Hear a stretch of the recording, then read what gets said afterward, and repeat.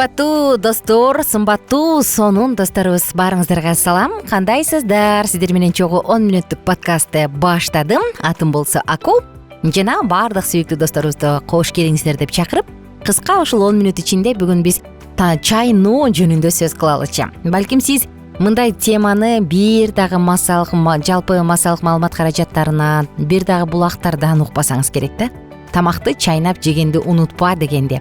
Кичинекей кезинде мен ошо тамакты бүкүл жутчумун да. Алып 2 жолу чайнап турган бүкүл жутчумун. Атам жаныма отуруп алып, "Жутпай кой тур, жутпа. Дагы чайна деп урушчу, алдачу айтыр, укмуш үйрөтчү." Азыр ошол күндөр алигиче эсимде. Негизи тамакты чайнап жөө бул канчалык деңгээлде бизге маанилүү, эмне себептен маанилүү? Келиңиздер ушул жөнүндө сөз кылалы. Тамакты жакшы чайнап жейсизби? Же тез жейсизби? Ылдый жакка жазып коюңуз. Негизи шашпай жеген адам бул чайнап жейт деп айтабыз, Анткени шашпай чайнап атат да. Эгерде адам бат-баттан тамак жесе, демек ал чала чайнап туруп ашказанды көздөй узатып атат. Бала чактан эле тамакты жакшылап чайна, шашпай же деп, анан керек болсо канча жолу чайнаш керектигин дагы айтса керек ата-энелерибиз ар бирибизге. Бирок убакыт өткөн сайын убакыт азаят, иш көбөйөт, жашоонун темпи тездейт, тамактанууга убакыт азаяб калат. Эмесе, келиңиз бүгүн канча жолу чайнайт экенбиз көңүл буралы. Эгерде азыркы учурда нанды оозго салып, тамакты оозго салып жаңы чайнап баштасаңыз, анда азыр бир ойлонуп көрүңүзчү, канча жолу чайнадыңыз. Тамак ашты канчалык жакшылап чайнасак, жутканчакты ал ошончолук шилекей менен аралашат. Анан шашпай чайноонун бирден бир артыкчылыгы мына ушунда. Ошондуктан тамакты жакшы чайнаш керек деп айтабыз. Анткени ал шилекей менен аралашышы керек.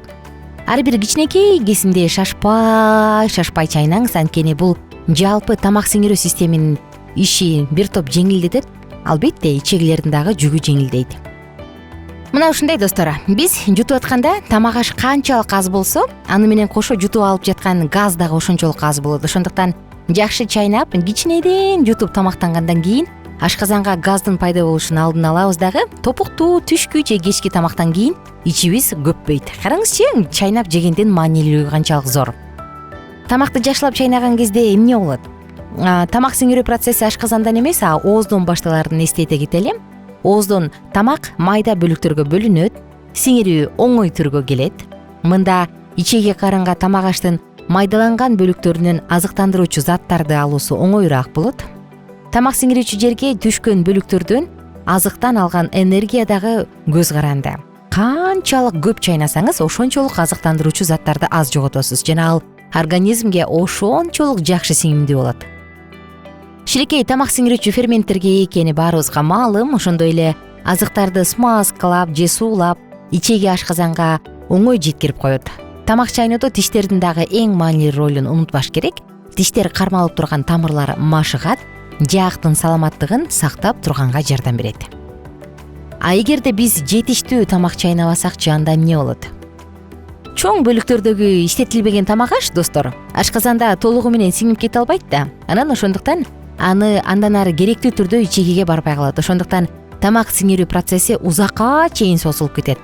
Азык чирийт, бул ич көпкөнгө, газдын пайда болушуна, диарея, ич катуу, ич оору жана башка көйгөйлөрдүн баарына алып келет. Тамак ашты шашпай чайнаганга убакыт жок дей турган болсоңуз, анда эмне кылыш керек?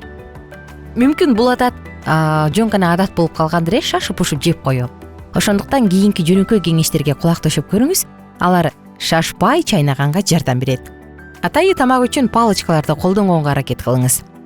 Тамактанып жаткан учурда түз отуруп, жай жана терең дем алыңыз. Айланадагы эч нерсеге көңүл бурбастан бир гана тамак ашка концентрация кылыңыз. Тамакты атайы тамактанчу жерден гана жеңиз. Мисалы, залда телевизордун маңдайында отуруп алып жеген болбойт, ашканадан жеш керек.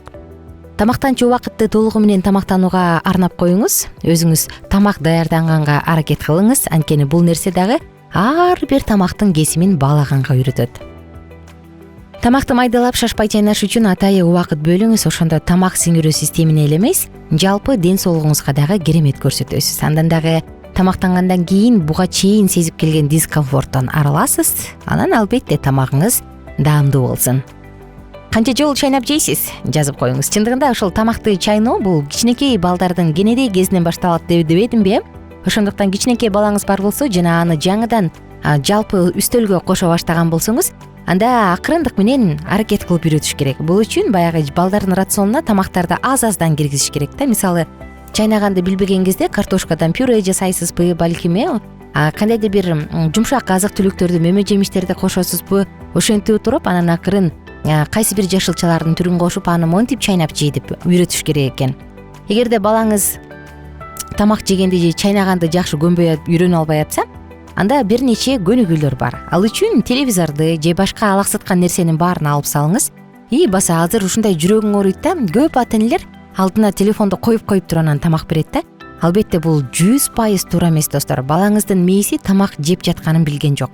Бул ашыкча салмактуулукка, ашказан оорусуна алып келет. Ошондуктан тамактанып жаткан маалда өзүңүз дагы, балаңызга дагы эч качан гаджеттерди көргөзбөңүз. Тамактанып жатканга көңүл бурбасак, бизде жакшы чайноо кыйыныраак болуп калат. Анан ошондуктан тамактанып жаткан маалда көңүлдүн баарын тамакка буруш керек. Экинчи кезекте майдаланган фарш же болбосо майда чүйдө бөлүктөргө азыктарды колдонгон жакшы балдарга. Аларды майдалап берип туруп анан эми чайна деп чайноону үйрөткөн жакшы. Анткени чоң бүкүл болуп калса чала чайнайт дагы жутуп алат. Жума сайын жаңы бир нерсе менен тааныштырып туруңуз. Баягы сиңип калган же ассимиляцияланып калган нерселер болот эмеспи?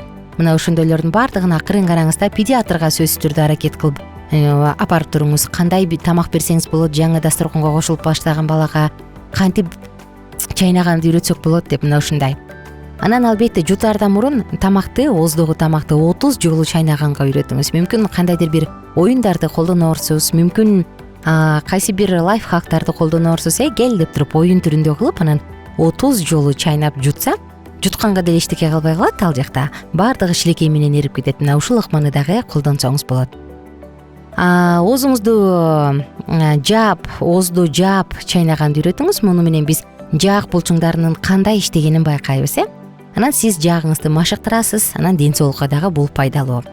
Ага дагы эмне кылсак болот? Жалгыз тамактанып отурганда байкаңыз кандай чайнап жатат. Жалгыз тамактантып жалгыз отургузуп коюңуз.